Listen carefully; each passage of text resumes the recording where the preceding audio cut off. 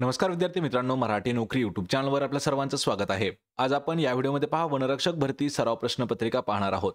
या व्हिडिओमध्ये आपण वनरक्षक भरतीमध्ये मागील वर्षी विचारण्यात आलेले जे काही महत्त्वाचे प्रश्न आहेत, असे आपण 20 महत्त्वाचे प्रश्न पूर्ण स्पष्टीकरणासह घेणार आहोत। आणि हे सर्वच्या सर्व प्रश्न आपल्याला TCS पॅटर्ननुसार विचारण्यात आलेले महत्त्वाचे प्रश्न आहेत। त्यामुळे आपल्याला या व्हिडिओची जर PDF डाउनलोड करायची असेल तर मराठी नोकरी या नावाने आपलं टेलिग्राम चॅनल आहे, सोबतच आपलं WhatsApp चॅनल देखील आहे। दोघांच्याही लिंक्स मी तुम्हाला डिस्क्रिप्शन मध्ये दिलेल्या आहेत, त्या ठिकाणी जाऊन आपण त्यांना चॅनलला जॉइन करायचं आहे, म्हणजे आपल्याला प्रत्येक व्हिडिओची PDF त्या ठिकाणी उपलब्ध करून दिलेली आहे। चॅनलवरती जर नवीन असाल तर लगेच आपल्या मराठी नोकरी या YouTube चॅनलला देखील सबस्क्राइब करून ठेवा, म्हणजे आपल्याला डेली याच पद्धतीचे व्हिडिओज पाहायला मिळतील। चला तर व्हिडिओला सुरुवात करूया।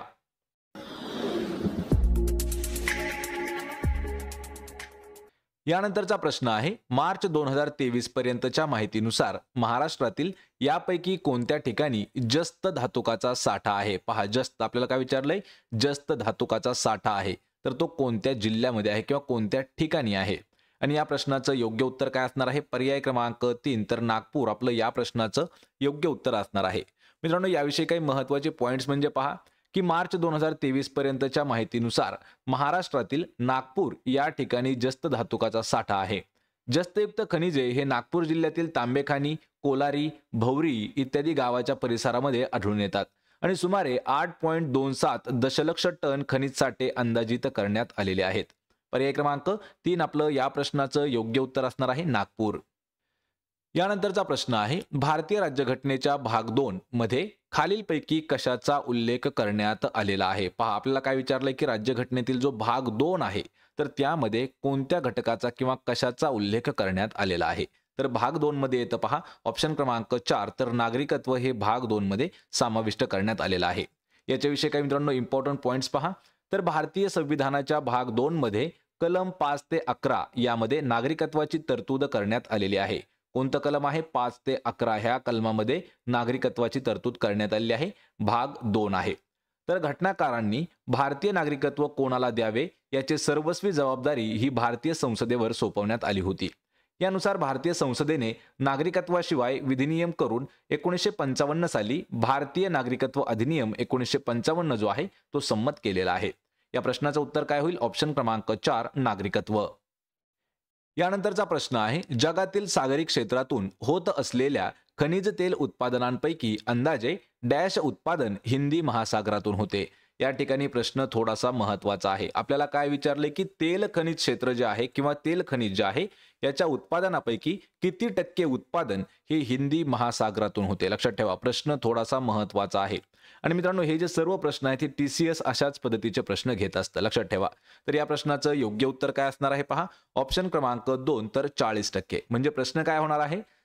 जगातील सागरी क्षेत्रातून होत असलेल्या खनिज तेल उत्पादनापैकी अंदाजे 40% उत्पादन जे आहे ते एकट्या हिंदी महासागरातून होतं।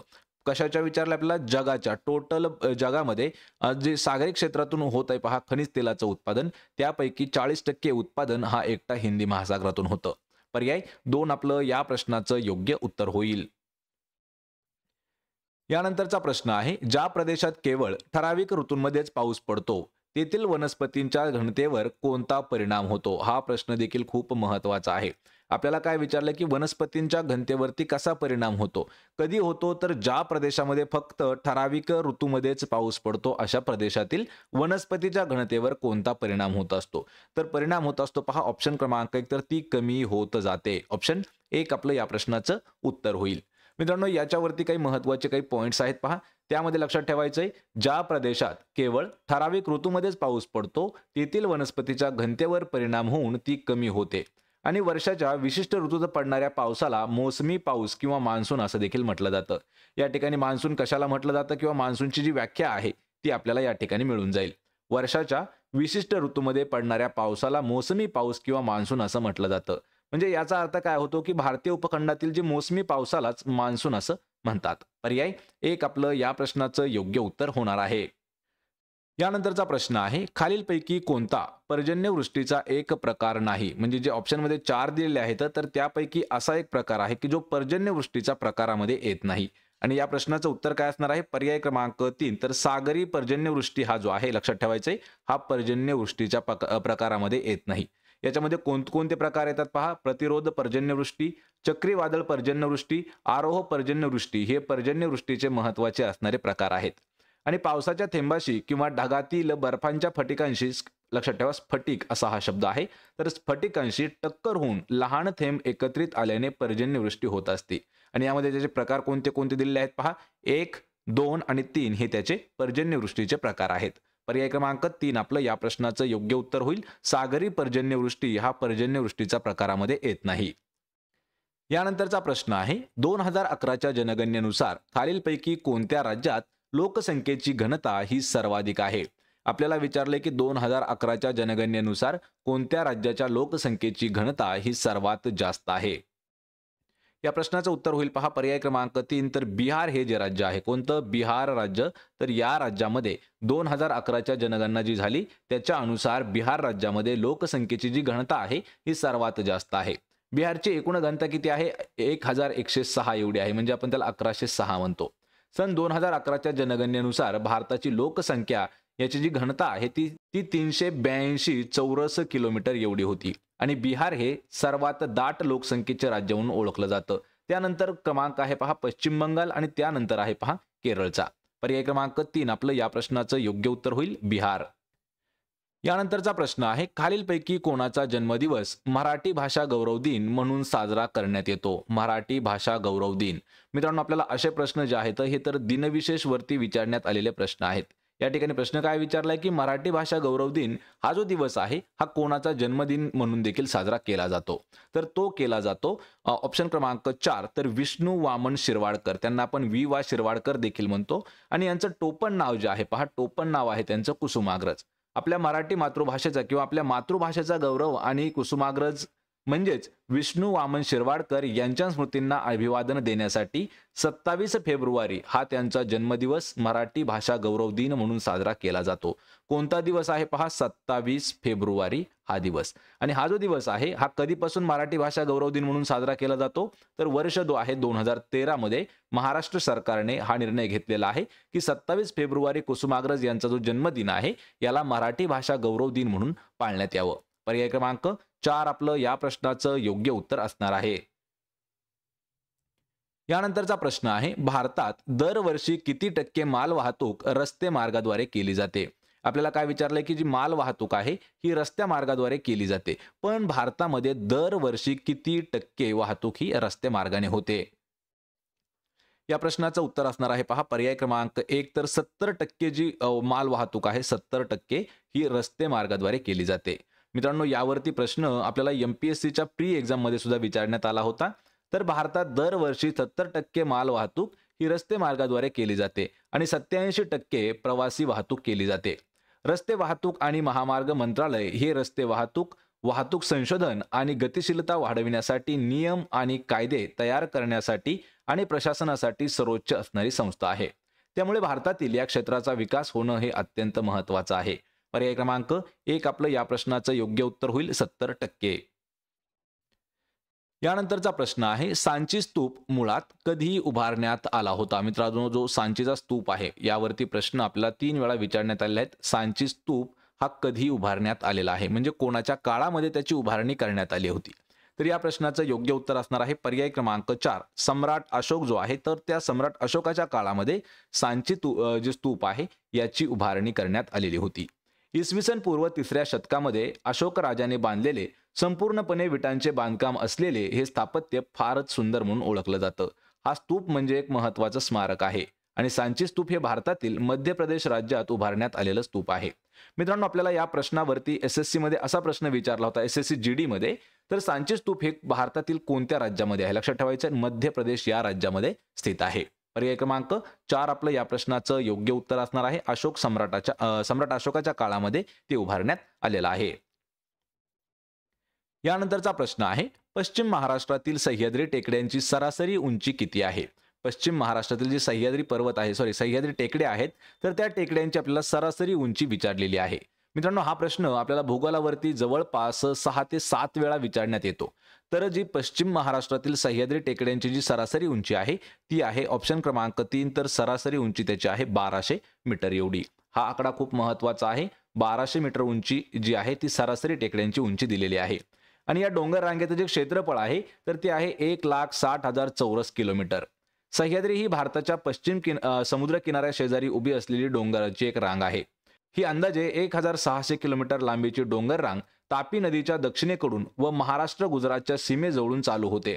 त्यानंतर ती महाराष्ट्र, गोवा, कर्नाटक, तामिळनाडू आणि केरळ या राज्यातून भारताच्या दक्षिण टोकापर्यंत जाऊन पोहोचते. या प्रश्नाचं उत्तर काय असणार आहे? पर्याय क्रमांक 3. तर सरासरी उंची ही 1200 मीटर एवढी आहे.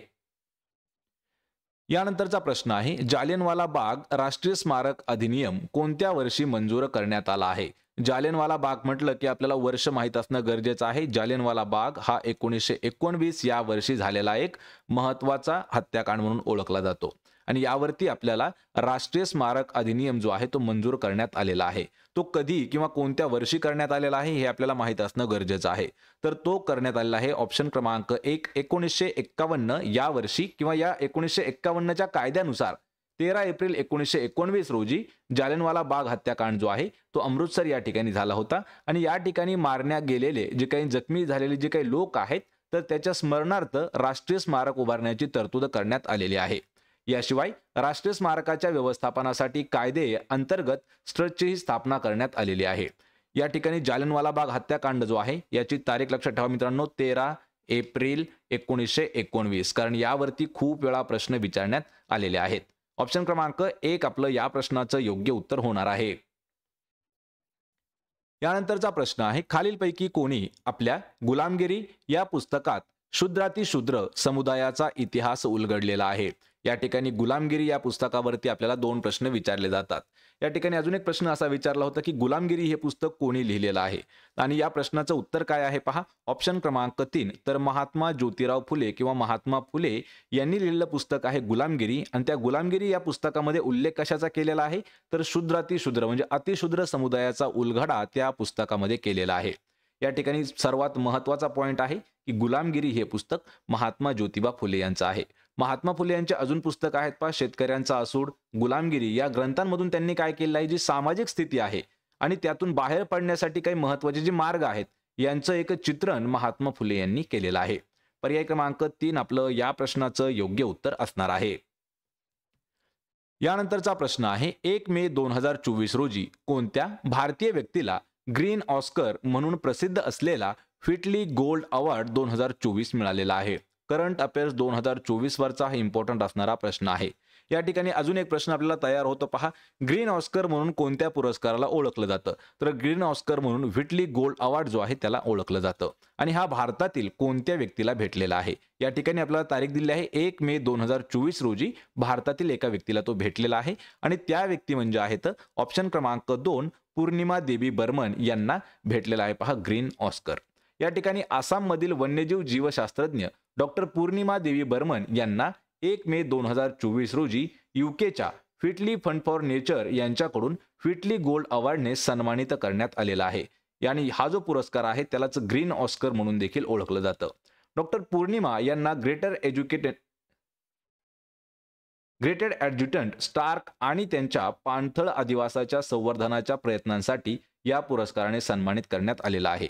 ग्रीन ऑस्करला कोणतं नाव आहे पहा, अजून एक व्हिटली गोल्ड अवॉर्ड किंवा या पुरस्काराला म्हटलं जातं ग्रीन ऑस्कर.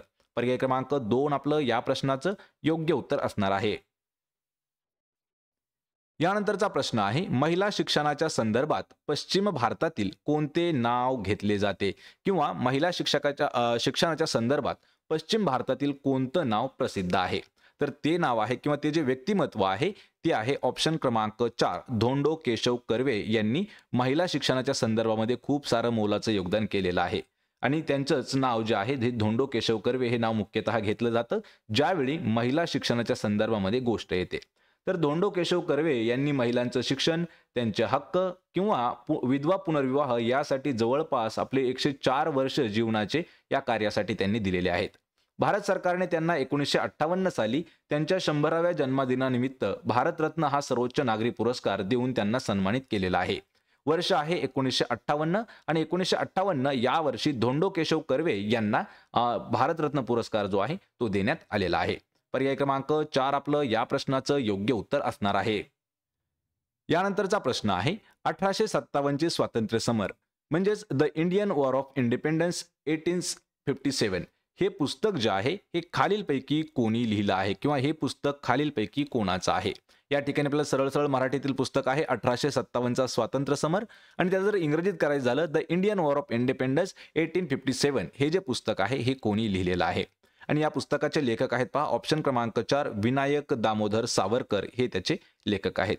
मित्रांनो 1857 जे स्वातंत्र्य समर आहे यावरती खूप वेळा प्रश्न आपल्याला विचारण्यात आलेले आहेत. तर ब्रिटिशांनी शिपायांचे बंड ठरवलेल्या या बंडाला सावरकरांनी ते शिपायांचं बंड नव्हे तर स्वातंत्र्य समर असल्याचं ग्रंथाद्वारे त्यांनी सिद्ध केलेलं आहे. सावरकर लंडन या ठिकाणी असताना त्यांनी 1909 मध्ये हा ग्रंथ जो आहे तो प्रकाशित केलेला आहे. या ठिकाणी मित्रांनो आपल्याकडून 2 ठिकाणी मिस्टेक झाले आहेत पहा. स्वातंत्र्य समोर असं आलेलं आहे तर ते स्वातंत्र्य समर असं नाव आहे. ज्यावेळी आपण PDF डाउनलोड कराल त्या ठिकाणी ह्या चुका ज्या आहेत त्या दूर केलेल्या असणार आहेत. या प्रश्नाचं उत्तर काय होईल ऑप्शन क्रमांक 4 स्वातंत्र्यवीर सावरकर. यानंतरचा प्रश्न आहे अपार APAAR one nation one student ID card या विषयावरील राजकीय परिषद कोणत्या ठिकाणी आयोजित करण्यात आली होती. हा प्रश्न आपल्याला 2024च्या करंट अफेअर्स वरती विचारण्यात आलेला आहे.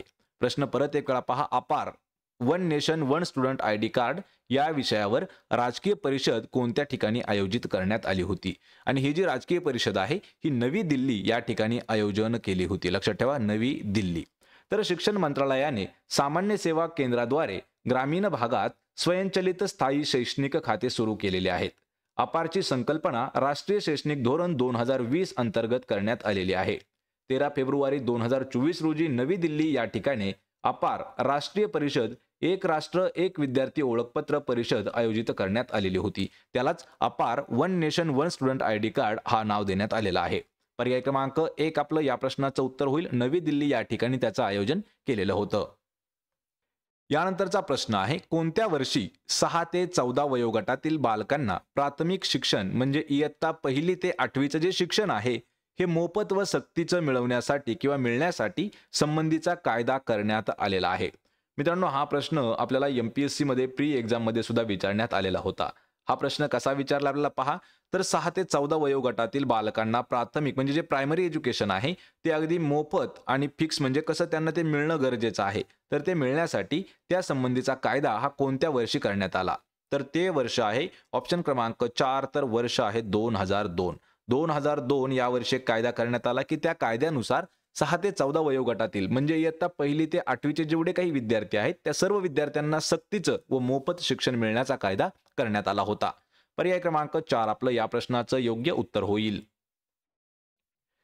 यानंतरचा प्रश्न आहे बद्री ही गायीची देशी जात भारतातील कोणत्या राज्यातील आहे. पहा बद्री ही जी आहे ही एक गायीची देशी जात आहे. ही कोणत्या राज्यामध्ये आपल्याला आढळते. तर ही आढळते पर्याय क्रमांक 1 तर उत्तराखंड या राज्यामध्ये.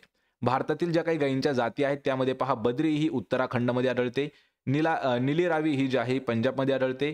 मुरा ही हरियाणामध्ये आढळते आणि महाराष्ट्रामध्ये आढळणाऱ्या पहा जाफराबादी, डांगी, देवणी आणि खिलारी. गुजरातमध्ये पहा गीर आढळते. राजस्थानमध्ये साहिवाल आढळते आणि मराठवाडा MH म्हणजे महाराष्ट्रातील जो मराठवाडा आहे त्यामध्ये लाल कंधारी ही गायीची जात आढळते. आणि या प्रश्नाचं उत्तर काय आहे पहा बद्री ही उत्तराखंडमध्ये आढळते. पर्याय 1 आपलं उत्तर होईल. तर मित्रांनो हे होते पहा महत्त्वाचे 20 प्रश्न. आपल्याला 20 प्रश्नापैकी किती प्रश्नाचं उत्तर देता आलं हे मला कमेंट करून नक्की सांगायचं आहे. व्हिडिओ जर आवडला तर व्हिडिओला आपल्या लाईक करा, मित्रांमध्ये व्हिडिओ शेअर करा आणि आपल्या मराठी नोकरी या YouTube चॅनलला सबस्क्राईब करून ठेवा. आत्तापर्यंत जेवढे काही वनरक्षक भरतीवरचे 16 व्हिडिओ जे आहेत झालेले ह्या प्रत्येक व्हिडिओची जी लिंक आहे तुम्हाला डिस्क्रिप्शनमध्ये मी दिलेली आहे. सोबतच आपल्याला प्रत्येक व्हिडिओची PDF अगदी फ्रीमध्ये जर डाउनलोड करायची असेल तर मराठी नोकरी या नावाने आपलं टेलिग्राम चॅनल आहे. त्याची लिंक मी तुम्हाला डिस्क्रिप्शनमध्ये दिलेली आहे. त्या ठिकाणी जाऊन जॉईन करा आणि आपल्याला प्रत्येक व्हिडिओची PDF अगदी फ्रीमध्ये त्या ठिकाणी मिळून जाईल. आपण भेटूया पुढच्या एका अशाच नवीन व्हिडिओमध्ये. तोपर्यंत जय हिंद, जय महाराष्ट्र.